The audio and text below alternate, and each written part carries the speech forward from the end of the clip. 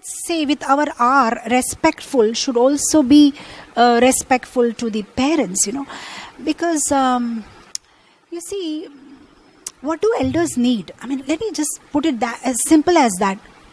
What does an elderly person require is simply respect. If you just get into the root of it, if as a daughter-in-law you can be a little respectful to them, ask them, take their advice, they will feel so happy, because at their age there's not much that they can do.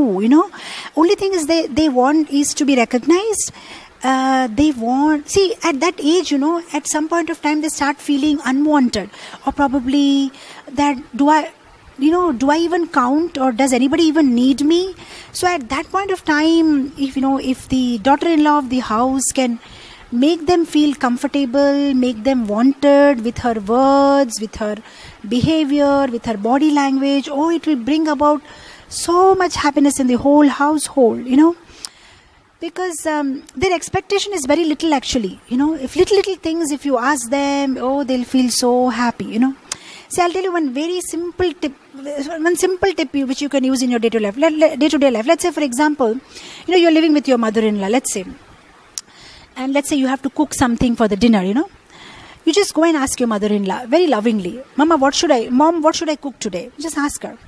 Now, I'll tell you, in most of the households, it is already pre-decided what you have to cook, because hardly there will be some bhindi or some cabbage in the fridge, and that is what you are going to cook. There is no big choice. But if you ask her and cook, she feels that, wow, I'm still the boss of the house and I decide what happens in the house, and that gives her so much happiness. And I tell you, what's the benefit of doing that? If you ask her and do it, and then in the dining table, if your husband at all criticizes you, the bhindi has not come out well, or the cabbage is undercooked and it's not properly done, your mother-in-law will be the first person who will come out in your support and saying that, no, it's cooked very well. Just don't talk too much, eat, everything is okay. Why? Because she's the one who decided what is going to be cooked today. So she will immediately support. But if at all you do it without her permission or without asking her, then she may actually fuel it also. Yesterday also the bhindi was uncooked only, it is correct, She will do that. I mean, see, I'm sorry, I'm not being critical, but I think it's psychology, is it not? It's human nature. Don't we do that? Like, in our day-to-day lives also. Let's say you said you told your husband, don't go for the Sunday program, just stay home today. And then he ends up not listening and going. And then if it rains on the way, and then if he comes back, what you will say? I told you, why did you go?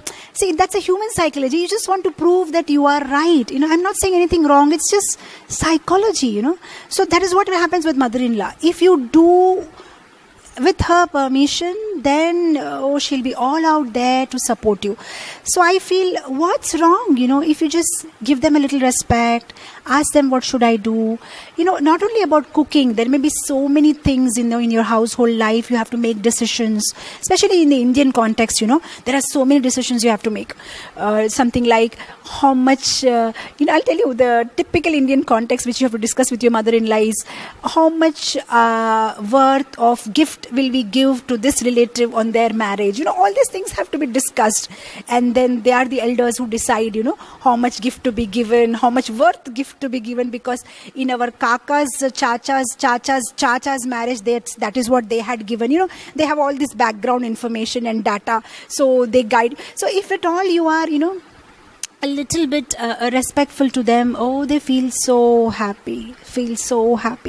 So you can start doing that. Give them a little importance, make them feel a little wanted, and atmosphere will be so beautiful at home. Because definitely, these elders are it's so precious actually to have their association. Of course, if I end my class today at this point, then the questions will be, but Mataji, my mother-in-law is pampering my son so much, and I'm not able to make him obedient because of her pampering.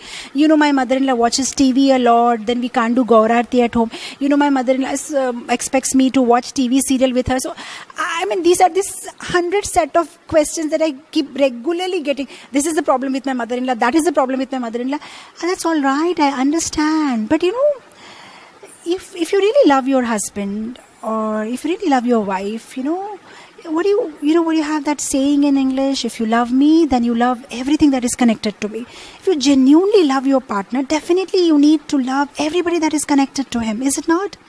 Because imagine, she's the one who's raised the person whom you love so much today.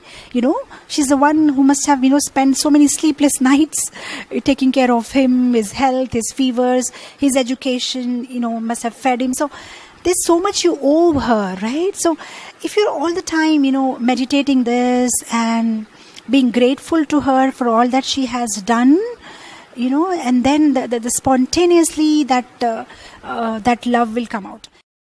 Sab Krishna, Krishna, Krishna lage.